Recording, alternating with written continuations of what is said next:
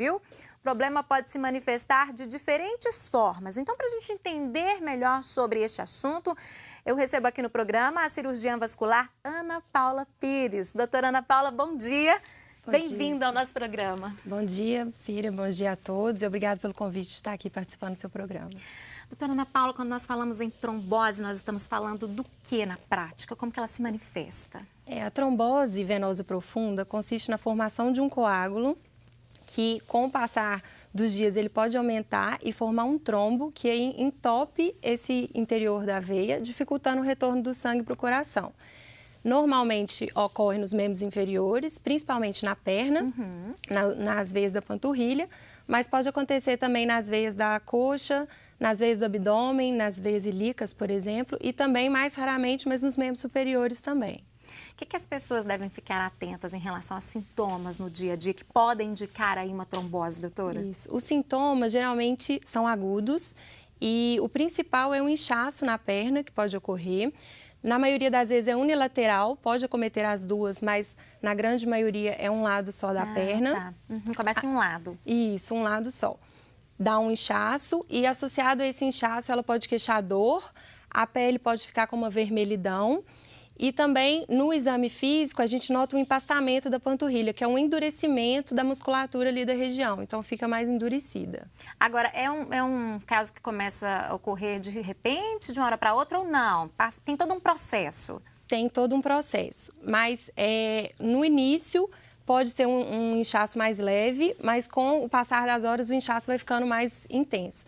É importante porque se o paciente tiver esses sintomas, ele tem que procurar uma assistência médica com urgência, porque o diagnóstico, o início do tratamento precoce vai interferir muito nas complicações da doença. Então, notou que está com a perna inchada, está com dor, está diferente, tem que ir num pronto-socorro ou numa consulta médica com urgência. O quanto antes, então, né?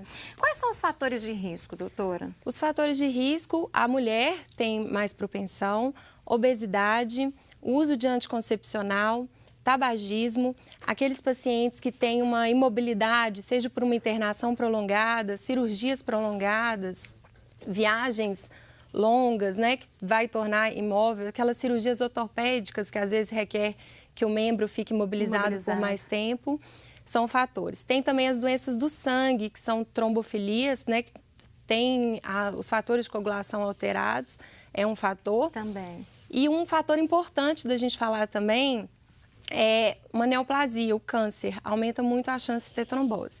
Então, um paciente que apresentou uma trombose, não tem nenhum desses fatores que eu listei acima, é importante o médico rastrear, fazer um rastreamento que ele pode estar com uma neoplasia oculta ali no organismo. Muitos cânceres têm a primeira manifestação uma trombose. Agora, tem algo a ver com o fator genético também ou não? Tem. Quem tem história na família de pais, irmãos, parentes próximos que têm trombose, também pode ter uma maior propensão.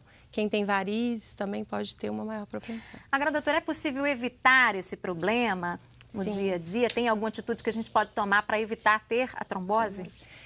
Principalmente os pacientes que têm esses fatores e que já teve uma trombose, tem medidas sim para evitar. A gente tem o uso de meia elástica compressiva, que auxilia no retorno do sangue para o coração. É importante hidratar, né? E os pacientes que vão ser submetidos a uma imobilidade mais prolongada... procedimento cirúrgico. Sempre estimular sempre que possível a deambulação, para não ficar com a estase no membro. Esse movimento de flexão e extensão do pé auxilia também no retorno. Então, diminuindo todos esses movimentos que diminuem a estase do sangue na perna, podem evitar o uso de bebidas alcoólicas, que acaba desidratando e também aumenta a chance de ter trombose. Atividade física. Atividade física é muito importante, principalmente para trabalhar a panturrilha, a musculatura, o fortalecimento, que auxilia nesse retorno do sangue também. Então, atividades físicas regulares é muito importante também para prevenir. Agora, quem trabalha muito sentado, às vezes no escritório, né? A pessoa fica sentada em frente ao computador o tempo inteiro. Tem alguma dica que essa pessoa, algo que ela possa fazer para evitar? O que pode fazer até o uso das meias compressivas, sempre de tempo em tempo se hidratar, deambular, movimentar e fazer esse movimento com a perna ajuda muito também para o sangue não ficar parado na perna ali. Essas meias, as pessoas podem comprar sem um receituário, sem uma receita médica direta ou não? Precisa de um acompanhamento? Precisa de uma avaliação médica para ser prescrita de forma correta. Tem vários tipos de compressão. E tem o jeito certo de usá-la também, porque se estiver usando de forma errada pode até piorar. Então, precisa sim de uma prescrição médica e estar bem orientada. Porque tem vários níveis também de compressão, né? Níveis, Isso aí eu acredito que seja de acordo com cada caso. Cada caso, exatamente. Agora, o diagnóstico de trombose é um diagnóstico fácil de ser feito, doutora? É um diagnóstico que você sempre tem que pensar na clínica do paciente, no exame físico, junto com os fatores de risco. Você consegue, geralmente, na maioria das vezes, fechar o diagnóstico só clinicamente. Mas a gente tem exames que confirmam e auxiliam. Tem o exame de sangue, que é o dedímero, que quando está muito elevado, fala muito a favor de trombose. E tem também o ultrassom, que é o duplex scan, que ele é o mais sensível e específico para a trombose venosa. E é amplamente difundido nos hospitais, então é um exame fácil de ser conseguido. Agora, há uma idade específica que as pessoas devem ficar mais atentas aí ao risco de trombose ou independe? Pacientes idosos têm o maior risco, então acima de 60 anos já apresenta maior risco, mas não exclui, crianças podem ter, até adolescentes. Crianças. Então, assim, acomete todas as idades, mas é mais comum no idoso. Agora, você começou a falar sobre o uso de anticoncepcional, né? A gente vê muito falar sobre essa questão, algumas mulheres ficam até mais preocupadas em relação a essa trombose mesmo, ao risco de desenvolver, né?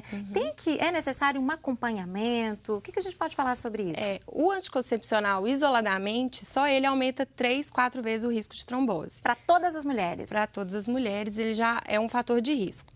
Aquelas mulheres que apresentam outro fator de risco, por exemplo, o tabagismo associado com o anticoncepcional vira uma bomba, então aumenta muito o efeito do risco.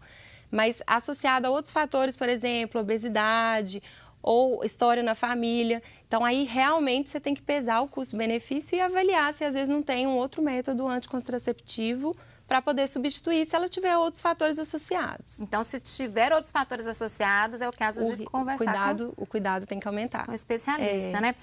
Outra questão que nós não falamos, alimentação, tem a ver também com trombose ou não interfere? Não, a alimentação é mais na questão da obesidade né? E lembrar que a hidratação previne muito, não desidratar. Os idosos, às vezes, né, acabam ingerindo menos quantidade de líquido, e isso é um dos fatores também que influencia. Então, a alimentação é mais lembrar sempre hidratar e alimentos mais saudáveis para evitar ganho de peso, obesidade.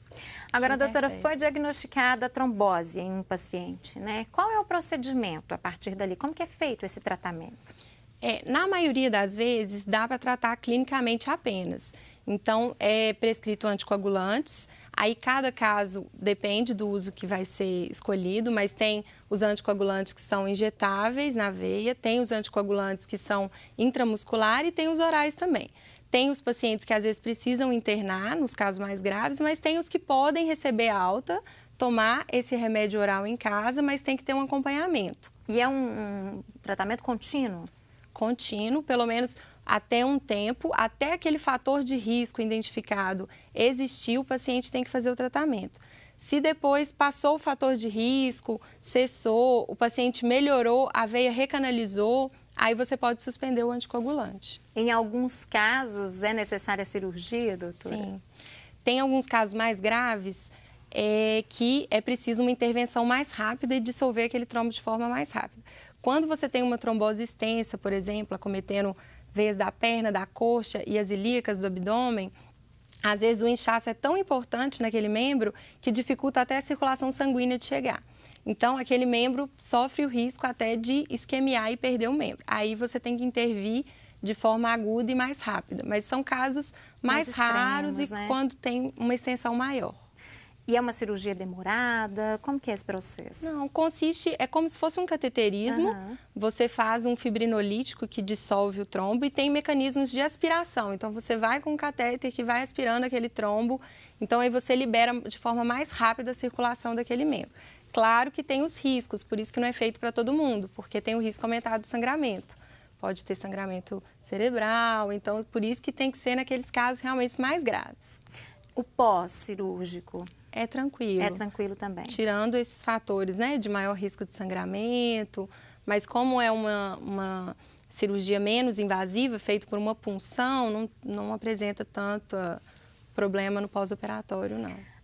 Você falou agora há pouco da questão das pessoas se prevenirem, né? A questão da hidratação, uso de meia e tudo mais.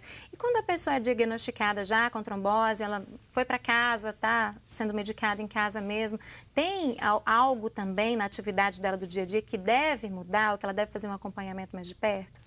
Sim, tem que ficar atento nessas questões de sempre deambular, né, prevenir.